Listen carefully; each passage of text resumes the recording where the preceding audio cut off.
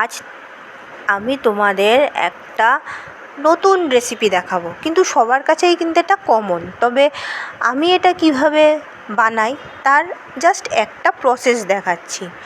তো এই জিনিসটা বানানোর জন্য এটা একটা ঠান্ডাই বা ড্রিঙ্কস বলতে পারো, বা যা হোক একটা নাম দিলে। তো কী জিনিস এটা? তো এটা বানাতে গেলে তোমাকে কিন্তু ফ্রিজ লাগবে।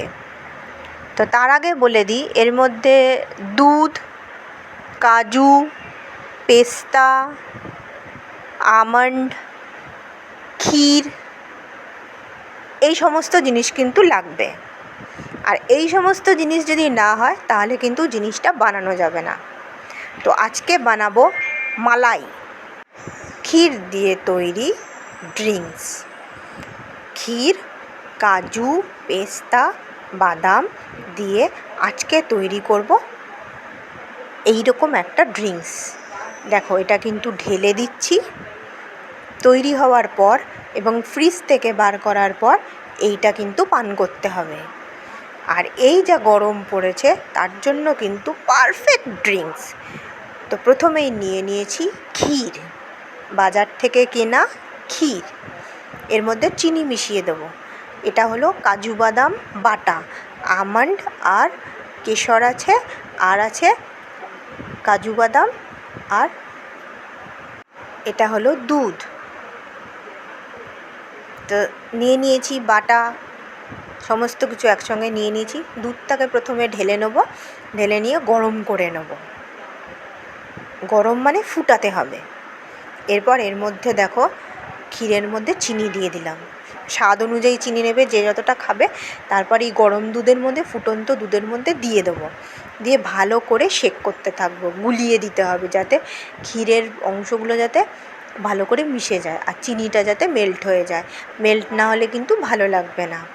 দেখো, ভালো করে মেল্ট করার পর এর মধ্যে একটুখানি নাড়াচাড়া করতে হবে। আর তারপর আমি এর মধ্যে দিয়ে দেবো বাটা আমন্ড, বাদাম, তারপর তোমার সমস্ত কিছু যেসব বাটা রেখেছি, কাজু বাদাম বাটা, আমন্ড বাটা, সব একসঙ্গে দিয়ে দেবো। দিয়ে দেখো, এটার মধ্যে মিক্সিং করে দিলাম। মিক্সিং করে দেবো, দিয়ে ভালো করে গুলিয়ে দেবো। এটাও কিন্তু ডিজলভ করতে হবে। এটা আমি পিষে নিয়েছিলাম আগে কাজু বাদাম বাটাটা। এরপর এক্সট্রা করে দুটো কাজু বাদাম নিয়েছি আর আমন্ড নিয়েছি, নিয়ে এটাকে গুঁড়ো করে নেব। আর দেখো, এটাকে একবার দেখে নিচ্ছি। এটাকে কিন্তু বাটিতে ঢেলে নিয়েছি, নিয়ে এটাকে ফ্রিজে রেখে দেবো ঠান্ডা করার জন্য। তার আগে এগুলোকে বেটে নিয়েছি, বেটে নিয়ে বাটির মধ্যে দিয়ে দেবো। বাটির মধ্যে দেওয়ার পর এটাকে ফ্রিজে রেখে দেবো। আর ফ্রিজে ঠান্ডা হওয়ার পরে আমাদের ঠান্ডায় কিন্তু তৈরি হয়ে যাবে।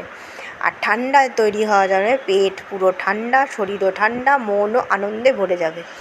তো এই গরমে তোমরাও কিন্তু এইরকমভাবে ঠান্ডাইটা বানিয়ে নিতে পারো, অসম্ভব সুন্দর খেতে। আর তারপর আমি কি করেছি, এটাকে আমি ফ্রিজে রেখে দিয়েছি। প্রথমে 15 মিনিট ডিপ ফ্রিজে রাখবো, তারপর এটাকে নর্মাল টেম্পারেচারে রেখে দেবো। জাস্ট 15 মিনিট রাখতে হবে। 15 মিনিট রাখার পর এটাকে বের করে আনতে হবে, যাতে আইস না হয়ে যায়।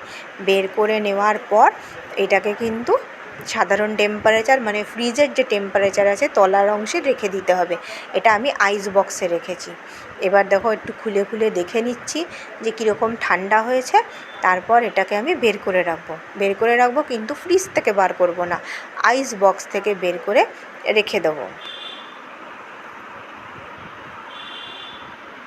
দেখো, আইস বক্স থেকে বের করে আমি এটা গ্লাসে ঢালবো আর তারপর এটাকে পান করব। অসম্ভব সুন্দর খেতে। তো তোমরাও বানিয়ে নাও এরকম একটা ড্রিঙ্কস।